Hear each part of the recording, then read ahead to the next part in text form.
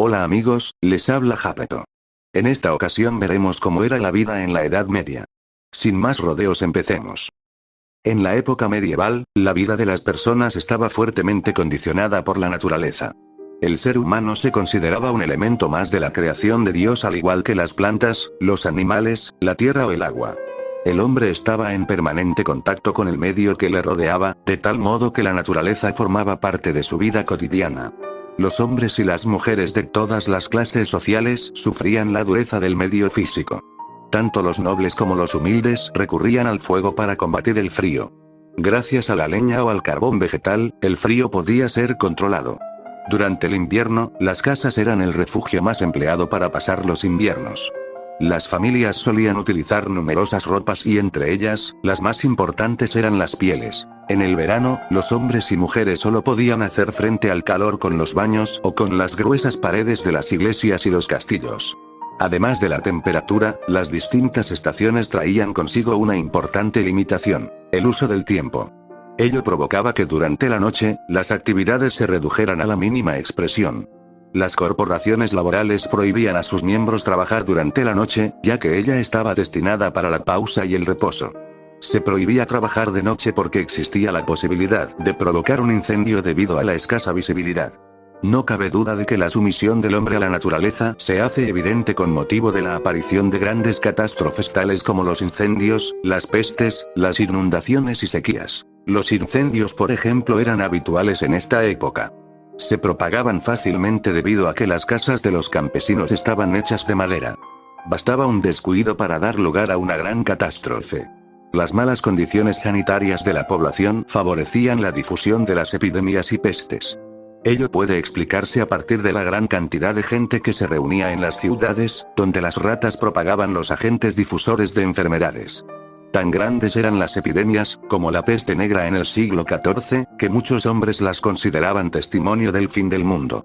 Algo similar ocurría con las inundaciones, que causaban la destrucción de tierras y numerosas muertes. Se cuenta que en diciembre de 1143, en tierras gallegas, las aguas destruyeron casas, puentes y muchos árboles. Sumergieron animales domésticos, rebaños e incluso hombres. Todas estas características hacen pensar que los hombres y mujeres de la Edad Media dependían más de la naturaleza que ésta del ser humano. El hombre medieval estaba a merced de la naturaleza, mucho más que en la actualidad, hecho que podría explicar alguna de las características de la vida en aquellos momentos, como la robustez física o la paciencia de los hombres, según algunos estudiosos. Para el hombre de la Alta Edad Media el tiempo tenía dos referentes fundamentales: uno de carácter físico, el sol; otro de tipo cultural, las campanas de la iglesia.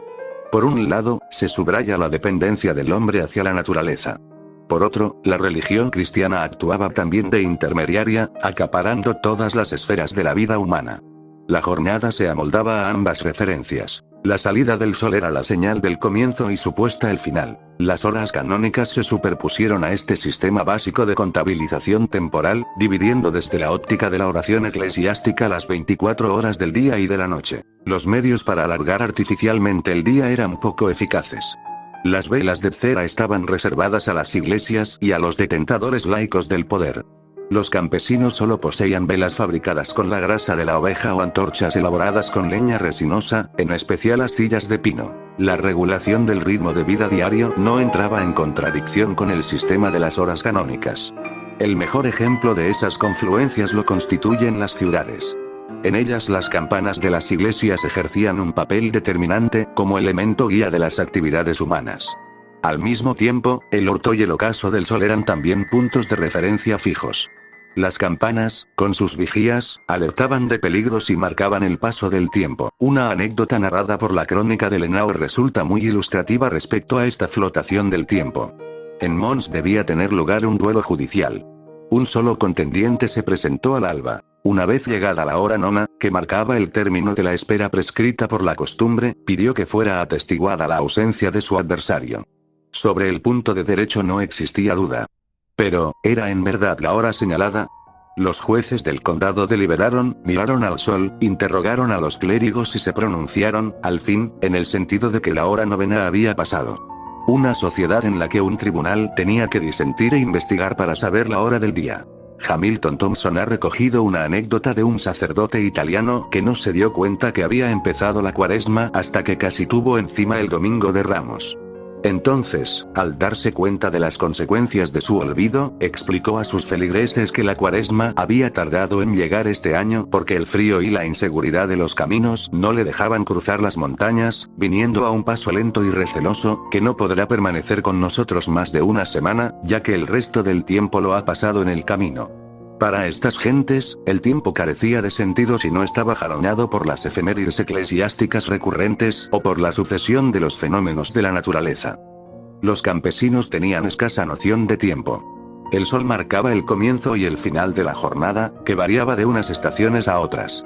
En principio, la gente se levantaba al alba y se acostaba al anochecer, que era el tiempo que duraba la actividad en invierno. El trabajo comenzaba a las 8 o las 9 y terminaba a las 5 o las 6 de la tarde. En verano se iniciaba a las 5 de la mañana y concluía a las 7 o las 8 de la noche.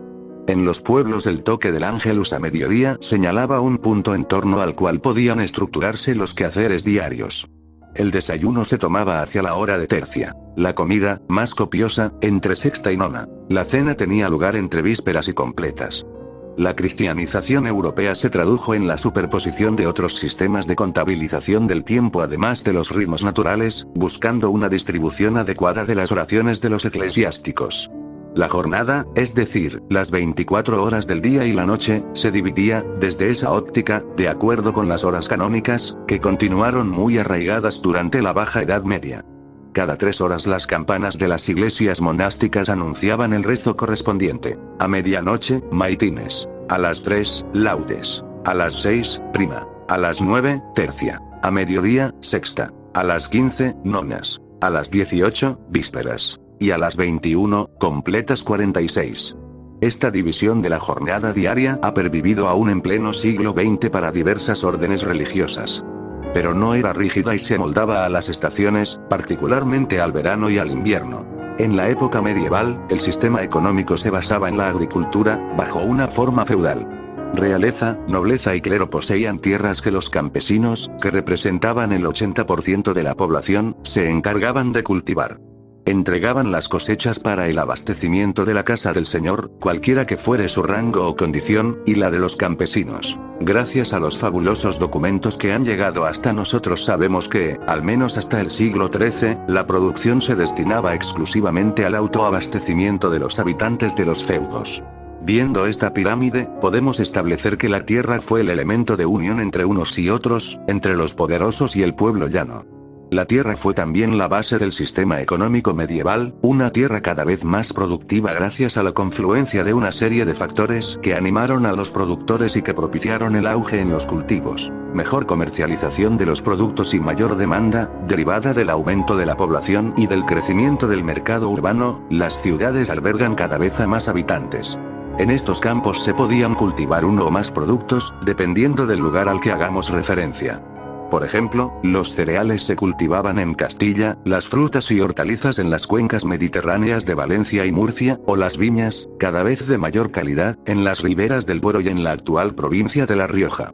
La comercialización de los productos se llevaba a cabo en los mercados, espacios creados en este tiempo, que podían tener un carácter local o provincial, mejorando gracias al crecimiento continuo de las ciudades. Los urbanos, incluso, llegan a establecerse con una periodicidad diaria.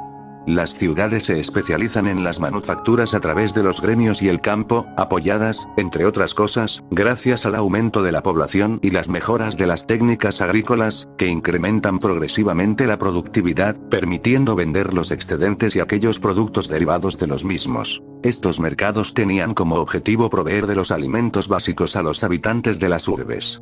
Causa o consecuencia, tal vez ambas a la vez, se asiste a la mejora de las vías de comunicación, haciendo más fácil el transporte de mercancías y por tanto facilitando la actividad comercial y reduciendo los costos de transporte.